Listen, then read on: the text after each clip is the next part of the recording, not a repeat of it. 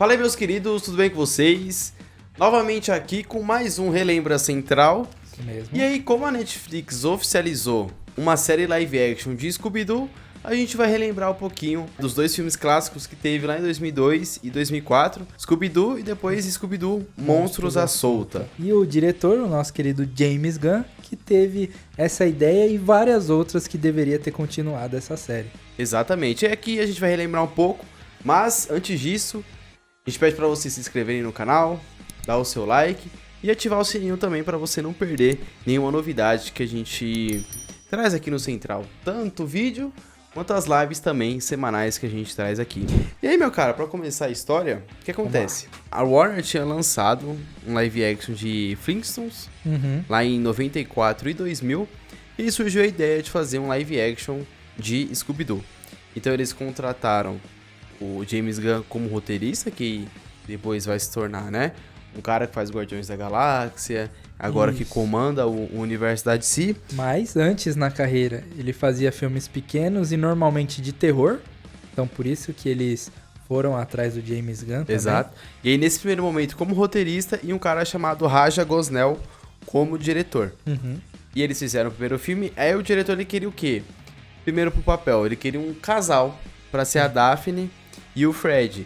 E aí chamaram a Sarah e o Fred lá do Prince Jr., né? Exato, que eles já eram namorados na época, só que ele não queria fazer, porque ele falou assim, pô, eu não sei se eu me encaixo muito bem como o Fred, e quem convenceu ele a participar do filme foi ela, foi a Sarah.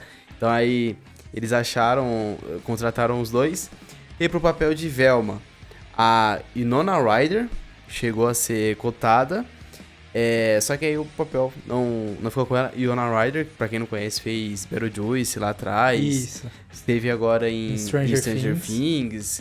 Era muito famosa lá naquela época, principalmente por esses filmes de terror e tudo mais, que era muito identificada. E aí o papel acabou ficando com a Linda Cardellini. Isso mesmo. E pra Velma, cara, a gente também teve uma candidata, que é a Alicia Silverstone. Ela fez vários filmes ali da época, assim, comédia romântica, mas também fez Batman Eternamente.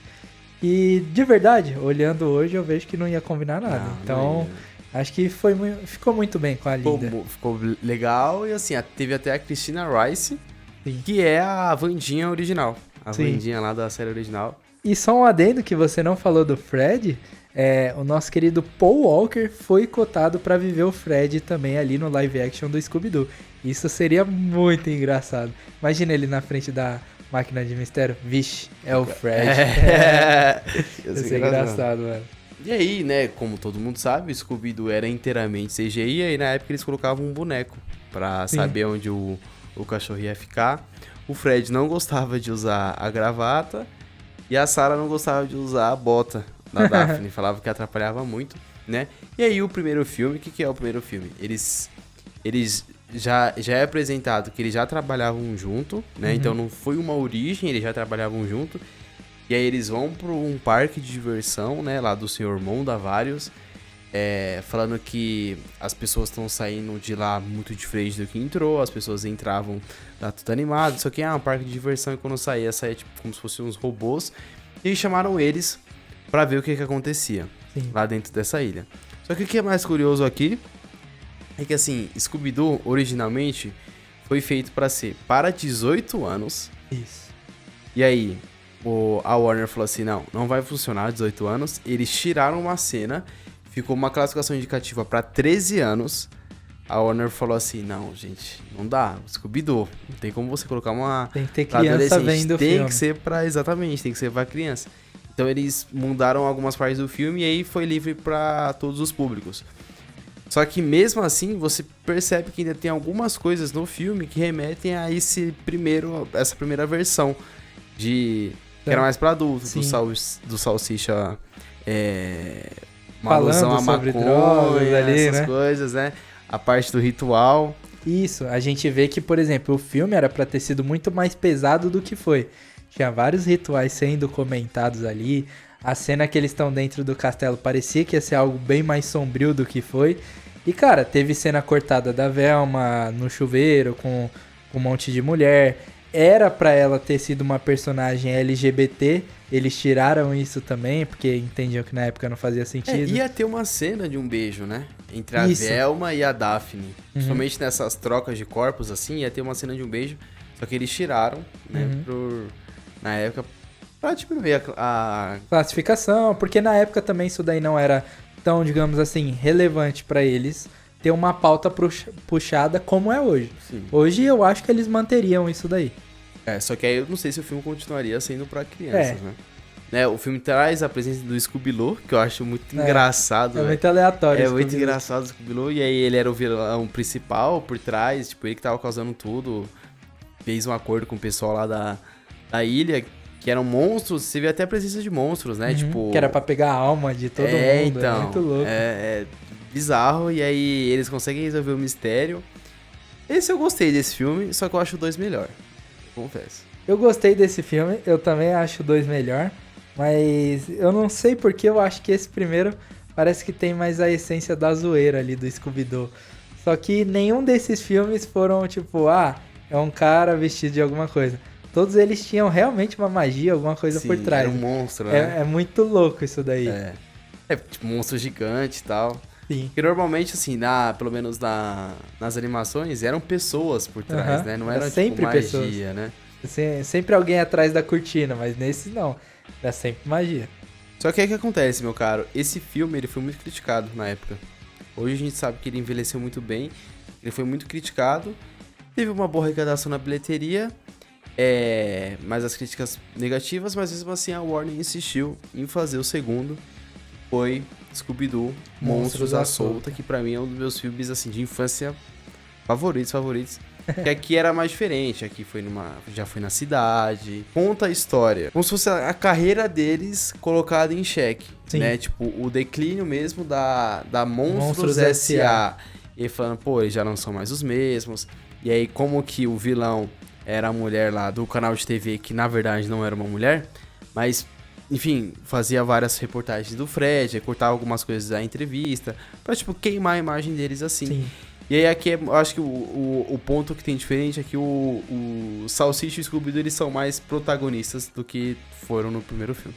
No primeiro filme, o Scooby e o Salsicha, eles são bem esquecíveis, né? Eles não estão no quadro principal e eles sempre vão chegando atrasados. Nesses daqui, eu sinto que dão muito mais cara pra ele, tanto que eu lembro desse daí... Que é a cena lá que o Salsicha tá experimentando as poções lá no coisa. Sim. Aí ele fica forte, fica magrelo, vira uma mulher. Mano, é muito engraçado essa cena. E tá sempre ele e o Scooby em alguma parte, sabe? O que eu gosto muito desse filme é a fotografia. Tipo, toda a ambientação ali, tipo, remetendo a filme de terror. Só que ao mesmo tempo não é um filme de terror. O filme praticamente não tem cena de dia, é tudo mais à noite, assim. Tudo um mistério por trás. Quando eles vão numa mansão abandonada, tudo, mano, é um clima que eu acho muito legal. Sim. E combina muito com o Scooby-Doo. Esse filme também, pra mim, é um dos clássicos, assim, da infância. Ele também não foi muito bem nas bilheterias, não foi muito bem nas críticas. Hoje é fácil falar que é um filme muito bom. Só que lá em 2004, a galera não curtia tanto. Tanto que era pra ter um terceiro filme... E não teve. E era pra ser... Olha que uma curiosidade. O James Gunn também foi roteirista. Só que nesse terceiro filme, ele apareceu o diretor. Caraca. Seria a estreia dele como diretor em qualquer filme, sabe? Nossa. E aí, só que como o 2 não foi muito bem, a Warner falou assim... 1 já foi criticado, o 2 já foi criticado. Então vamos cancelar. Só que eles cancelaram e aí já tinham o James Gunn como diretor, como roteirista. E já tinha uma história. Ia se passar na Escócia... e aí ia ter eles seriam chamados, porque tinha coisas de monstros na cidade e tudo mais, só que aí os monstros seriam as vítimas. O desfecho. Caraca, ia ser muito legal, mano. Ia ser muito legal, e aí ia focar também muito no Scooby-Doo e no Salsicha, tipo assim, no que eles acreditam e tudo mais. Só que aí é um filme que a gente nunca vai ver a luz do dia, tanto porque foi cancelado na época, e depois em 2009 eles fizeram um novo filme, e aí com uma galera mais nova, aí já focando na escola, que é Scooby-Doo, acho que é só Scooby-Doo, depois teve Scooby-Doo, Monstro do Lago. Esses daí eu acho bem ruim. Tipo assim, comparado, eu não acho ruim, mas comparado a esse, pra mim fica, tipo assim, um nível Parece que não muito teve nem abaixo. orçamento esses daí, sabe? Parece que foi tipo assim, bora fazer? Foi muito estranho. Bora fazer um filme aí? Aí os caras fez, tá É. ligado? E aí agora a gente tem... E aí como o Arthur tinha falado em um outro vídeo que a gente tava gravando, Scooby-Doo funciona muito bem em formato de série. Sim. Até mais pra, assim, se você quiser fazer um mistério gigante por trás e aí contar ele a cada episódio, ou você fazer, tipo assim, pode fazer um mistério gigante, só que coloca eles resolvendo uma coisa ou outra ali, mas em um formato de série que eu acho bem legal. Imagina, você ter 8 episódios de uma série do Scooby-Doo. Nossa, vai ser... Cara, vai ser muito bom. Vai ser muito bom. Eu acho que os filmes, eles deveriam ter focado num pouco mais da lore do Scooby-Doo, que eu acho que teria agradado mais a galera. Mas eu gosto dos filmes. Só que eu acho que você trabalhar numa série, se desde o começo, ó... Se a Warner tivesse pegado e feito igual ela faz com as séries dela, tipo Flash, Supernatural, se episódio de 40 minutos semanal, teria dado muito mais certo do que eles terem feito Muito esse mais, filme, mano. Muito mais. Eu acho que funcionaria demais uma série. E a gente já tem a sinopse dessa nova, que é a Daphne e o Salsicha, eles se conhecem e eles vão se encontrar em um acampamento de verão. E aí eles vão resolver um mistério de um cachorro desaparecido. Só que eles vão puxando, e o mistério é muito maior do que só um cachorro desaparecido. Caraca. Aí eles vão chamar a Velma, que é inteligente e tudo mais, e o Fred, que é um rapaz novo que tá chegando, mas que já vai fazer parte da turma ali. A gente já tem a primeira imagem oficial da série, só que ainda não tem a imagem do Scooby-Doo. Que é, tipo assim, é o mais esperado, querendo ou não, né? Pra você saber, tipo assim, mano, como que vai ser Scooby-Doo? Será que vai ser da mesma forma que foi no primeiro filme? Ou que vai ser nesse de 2009 que a gente tá comentando? Como que vai ser? Só que a gente ainda não tem, né? A série começou a ser gravada agora, em abril, tipo, começou agora. Uhum. Só deve lançar lá pro ano que vem. Mas estou muito ansioso, meu cara. Eu gosto muito de Scooby-Doo. Cara, eu acho que vai ser muito legal. Eu tô ansioso pra ver como que vai ser o Scooby-Doo. Eu acho que é um erro tremendo se eles quiserem levar um cachorro de verdade pro set e colocar uma voz no cachorro. Acho que é muito estranho e não vai ser legal. Eu acho que eles têm que mandar um CGIzão maneiro junto com o Scooby-Doo. E o ator que vai fazer o Salsicha vai ter que dar um jeito, tá ligado? De contracenar como outros atores já fizeram com vários outros tipos de filme. Acho que o Scooby-Doo precisa ser essa ideia digital, sabe? Um negócio, aquele cachorro amigo de todo mundo, que todo mundo quer ter e tal. E é bom que eles já tratam esse primeiro coisa falando sobre animais, sobre o sequestro de animais, essas coisas. Porque o Scooby-Doo tem que ser usado pra isso também aqui no mainstream, sabe? Sim. Tipo, pra ajudar animais fora. Você disseminar mais adoção de cachorros, mais adoção de gatos, essas coisas.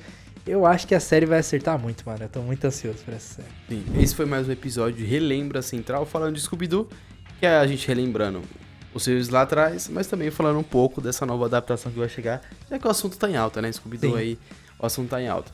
Então, Se você gostou do vídeo, curta, não esqueça de se inscrever, de ativar o sininho e dar mais sugestão. Pô, gostei de vocês falando de Scooby-Doo. Comenta aqui sobre, eu quero ver vocês falando de outro filme, de outra série, alguma coisa assim, para mais episódios do Relembra Central. Então é isso, obrigado a todo mundo que assistiu até aqui e se você assistiu até aqui, comenta Biscoitos Scooby. Essa é só pros raízes. É nóis.